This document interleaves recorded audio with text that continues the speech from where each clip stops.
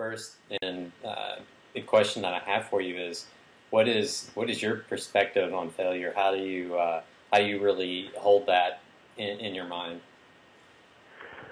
It's a really good question. I think that if I were to be honest about it, my perspective on failure is pretty similar to Thomas Edison's, and in that if we look at all of our mistakes as failures, I think we in essence misdefine failure, and we become afraid of making mistakes. And I think that making mistakes is just a part of that process, kind of like you said. And I think that Thomas Edison's famous for saying, "I didn't fail to make a light bulb 999 times. I just found out 999 ways to not make a light bulb." And I think that it's that idea of saying, if we make failure into every mistake, we set it up to have much more power over our lives than we really need to give it. And I think failure for me is not making mistakes, but it's giving up before I succeeded.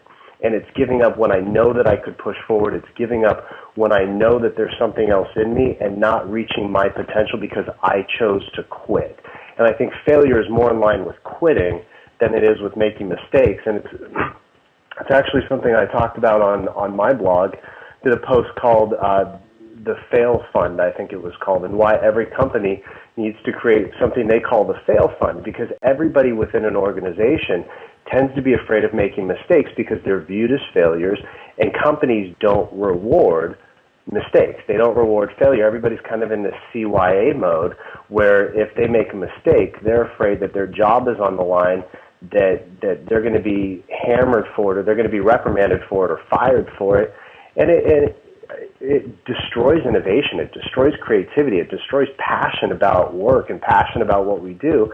And I think if we have freedom within our jobs, within our lives, within our careers, within our startups or whatever it is, to say, you know what, I'm going to make mistakes and I'm going to encourage myself to test things, to, as Seth Godin says, poke the box and be okay if the box pokes back. And I'm just going to keep trying things and keep pushing the envelope and keep experimenting, because the minute I stop experimenting, my company or my business or my job, it's going to stagnate and I'm going to become bored. And ultimately, a competitor is going to come along who is willing to try some things, to push, to make attempts at doing something different, doing something better, and they're going to far surpass what I'm doing if I've gotten to that point where I'm afraid of making a mistake because I see that as failure. Yeah, that's such a struggle for a lot of entrepreneurs, I think, is getting past that.